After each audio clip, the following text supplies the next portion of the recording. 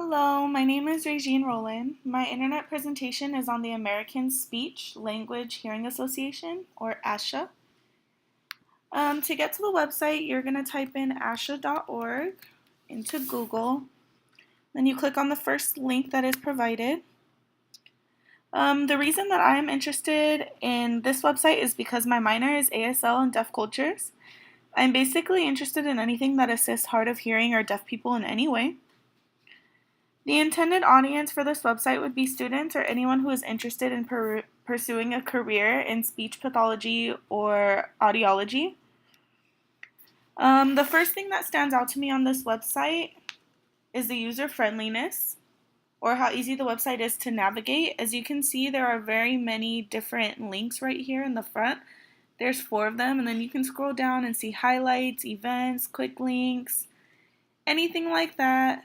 And then as you go to the top, there are also careers, certification, publications. There's many different links that are easy to find. You just have to click on it and you can find all the information from there. The second thing that I find interesting would be that there's a student section on the front of the page, on the home page. I'm a student, so maybe that's why this button is appealing to me. I mean, I just click on anything that says student because I am a student, so I'm going to click on it. Once you click on that, you basically can see that there are video links planning your future in communication sciences and disorders. There are plenty of links and lists of communication science programs, so you can definitely click on one of those. I mean, there's an overview of planning your education in communication sciences disorders. There's also very many different programs that you can click on. If you want to click on undergraduate students, you can definitely click on that. And there will be a video for undergraduate students telling them that how you can get accredited for graduation programs, things like that, finding financial aid, and learning about audiology and speech language pathology and hearing sciences. It definitely helps any student who would like to know more about this. And to go back home, you can press the home button in the top right corner, right here in the gray. Or you can go to the logo at the top. The first one I'm going to try is the home button so that you guys can see that it takes you back home. The next thing that I find interesting is that if we go to quick links down at the bottom of the website, you can find a professional. I think that's very helpful for anyone who is deaf or hard of hearing. All you have to do is basically click on find a professional, and then we can find an audiologist. We'll click on that link right there. And all you have to do is you can click audiologist for the provider type, and you can go down to California because I live in California, so I'm going to click that. And there are definitely cities right here. The closest city to me would probably be Los Angeles or Torrance, so I'm going to click those two. And Santa Monica maybe. And then if we go down a little bit further, we can see the ages treated. If I was looking for myself, I would probably go to 18 to 64 because I am 21, so that would help me out. Then they do have areas of expertise if you wanted to be very specific in who you can find. I was told that I can be deaf when I was younger because I was a swimmer and I was born prematurely, so I already had bad ears. And I would like to swim and go down to the bottom of the pool, and I had tubes put into my ears.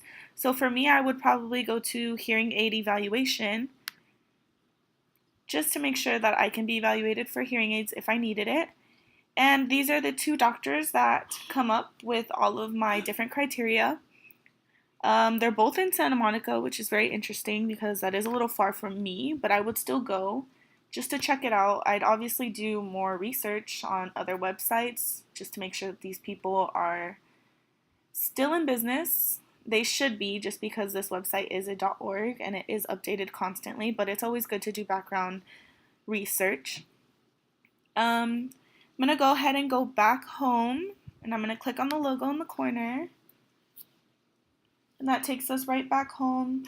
Another interesting thing that I find on this is going to be the events page. You can click it from the top right here.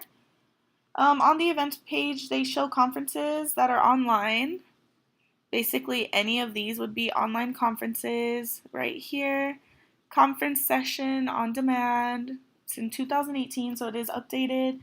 There are also conventions like the ASHA convention right here. It is definitely far. It's in Boston, Massachusetts. But if I did want to go there for my profession, I would definitely take a look at that and definitely go to meet other people who are interested in the same things that I'm doing so I can further evaluate and learn more about my profession. There are also live online chats, which you can see right here, which would definitely help me out. I'm going to click on that so you guys can see what that would be. The next upcoming online chat would be September 26th, and the topic is strategies for serving children with language impairment. That's actually something that I'd be very interested in. I've always wanted to help children in my future career, so I think that that would definitely help me if I was looking towards things and trying to see why their behavior and emotions are the way they are because of their language impairment. So I think this would definitely help me out. I would definitely tune in on September 26th to see that. I'm going to go back home again. So this is the last good thing that I would definitely talk about. There's a search bar here, which a lot of websites have, but of course I'm going to definitely use it really quickly to show you what it shows. There's one right here and then one also going up right here, so you can definitely click on that one as well. If you click on that one, you can type in deaf, which is something that I care about, so I'm going to type in deaf. When you do type that and search it, a lot of different things come up. There are different sources. There's YouTube videos, which is really cool to me because I like to learn watching videos. I am definitely a visual learner. If they show me something, I'm probably going to remember it because I saw it. But for school, I definitely have to use more journals. And sometimes web pages could help, so you can click on that as well. But I'm just going to stick to journals. You can also go down and try to find more things. I like to see the publication date. The closer it is to the time we are in now, the easier it is for me because they do use terms that I'm more familiar with rather than going back to maybe 2009 where the information might be skewed because it's older. So I would click on 2018 probably. And there are a lot of different journal publications right here on the right. You can definitely look at it in terms of date or relevance. I'm going to keep it at relevance because I like to see what they have about deaf people. This one sounds interesting to me already. It's Parenting Stress and Maternal Coherence, Mothers with Deaf or Hard of Hearing Children. I know personally that a lot of mothers who are hearing and have deaf children have a lot of problems, and it's very hard to become attached or try to bond with your child when they cannot understand you or cannot hear you. So I find this one already very interesting, and all you have to do is read the purpose, the method, results. It does have a lot of information, and I tend to like to read these things, so I think it would definitely help in terms of doing homework or maybe research projects or anything like that. Maybe even furthering your educational resources. This definitely helps. I'm going to go ahead and go back to asha.org. This is basically what I found with this website. It is very helpful for me, and I hope that it definitely can help someone else out. There are a lot of different things that you can do. You can definitely add them on Instagram, Facebook, Twitter, just to keep up with all of the information that they have. Because if you're like me, you don't check a website every single day to see what's changed. So it is definitely very cool to have YouTube and Pinterest as well. So that's basically what I found, and I'm very happy that I picked this website to learn more about deaf and hard of hearing children.